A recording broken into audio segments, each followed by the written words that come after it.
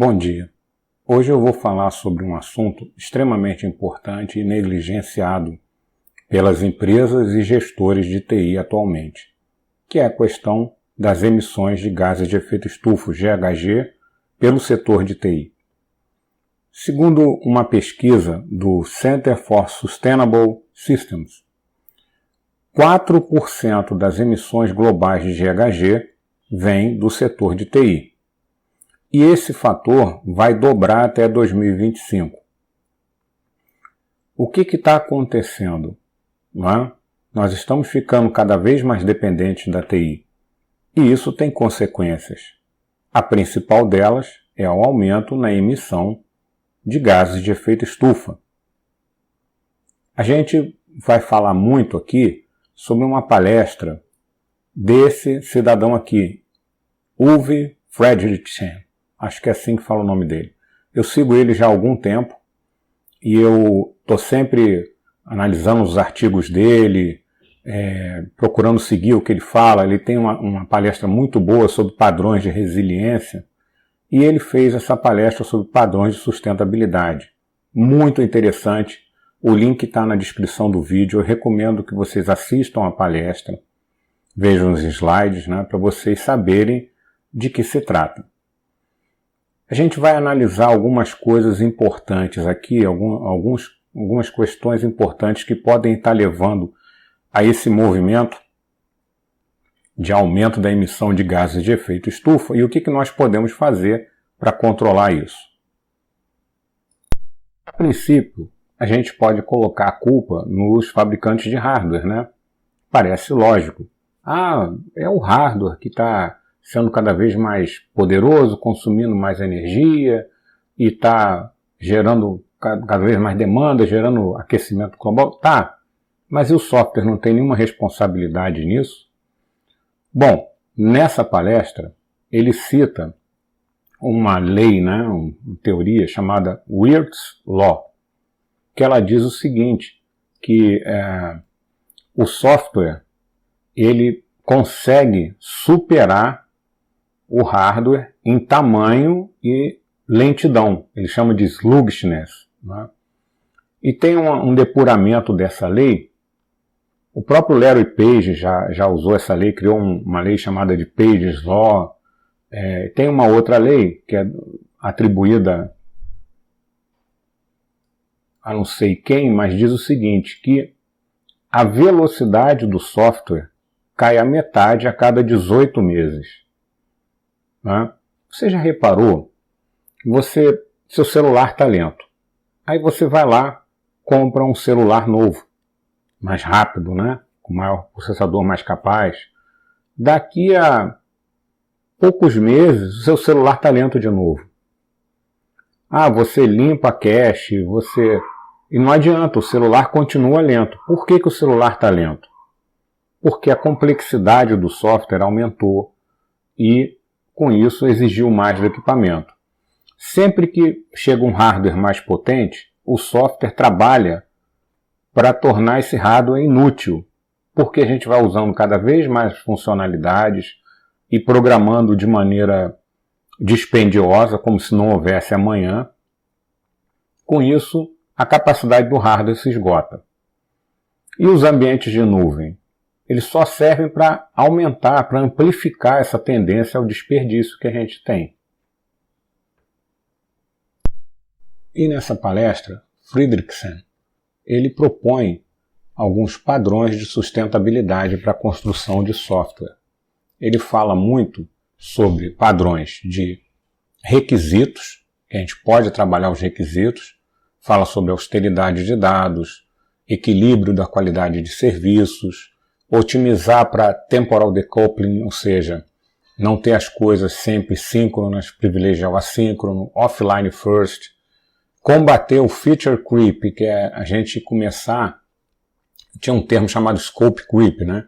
Quando, devido a esses métodos que a gente usa, ágeis, a gente acaba implementando mais coisas do que estava orçado inicialmente e vai complicando o software, né? E se preocupar com o consumo de energia nos padrões funcionais dos requisitos.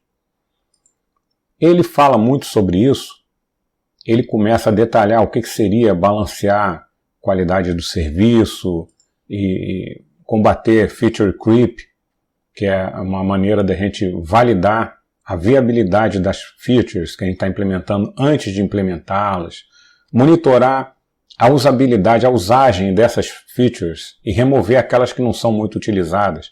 Muitas vezes você entrega um monte de coisa, mas as pessoas estão usando aquilo realmente? Aquilo está sendo útil para a empresa?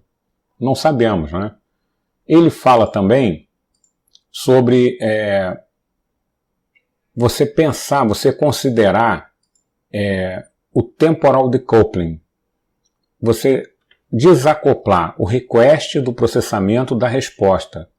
Você introduzir um ΔT aí, você suportar, maximizar a utilização do hardware, em vez de você forçar a máxima utilização do hardware.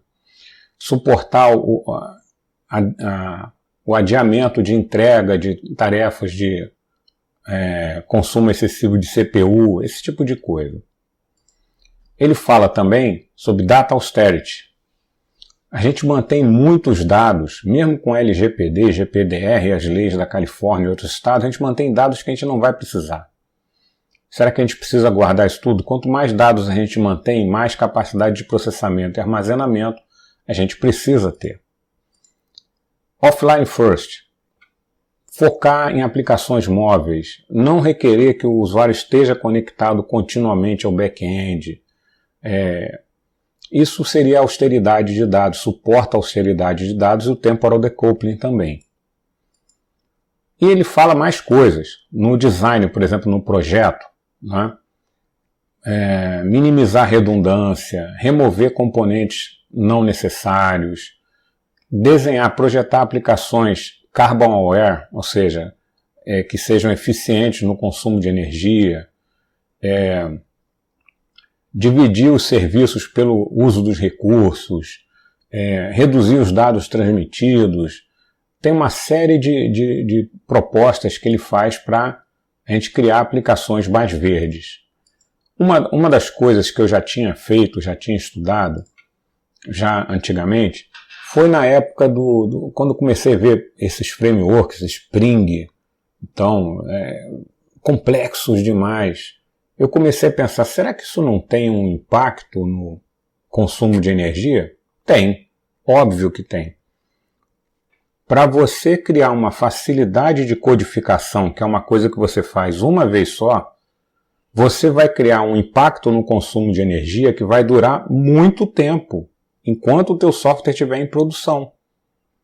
Será que não valeria a pena deixar de usar esses frameworks tão complexos, esse monte de componente desnecessário, fazer um software mais simples?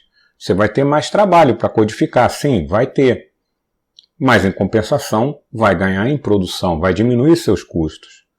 Isso, quando você trabalha em ambiente de nuvem, tem um impacto significativo na redução do footprint dos recursos que você vai precisar e vai precisar gastar em nuvem. Mas também tem uma redução significativa na produção de gases de efeito estufa. É uma coisa que a gente tem que pensar, reduzir a pegada de carbono.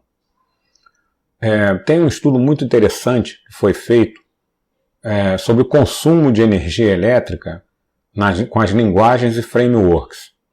Eu já vi várias versões desse mesmo benchmark, vou colocar algumas aqui na descrição do vídeo, para pensar um pouco, né? Repensar as coisas. A gente tem que fazer o software mais simples, a gente tem que diminuir a complexidade do software, eliminar requisitos desnecessários. Às vezes, você implementa toda uma funcionalidade do front-end ao back-end, da persistência, para atender 3 usuários. Será que eles não poderiam pegar isso de outras formas? Não é? Você acha que o software acabou com as planilhas eletrônicas? Claro que não. Os usuários continuam com planilhas. Então não seria melhor integrar de alguma forma as planilhas dele com o software? Para eles trabalharem offline, em vez de ficarem consumindo lá num browser aberto com uma seção no servidor? São coisas que a gente tem que pensar. Bom, eu queria abrir a semana com esse pensamento aí para vocês. Obrigado e até logo.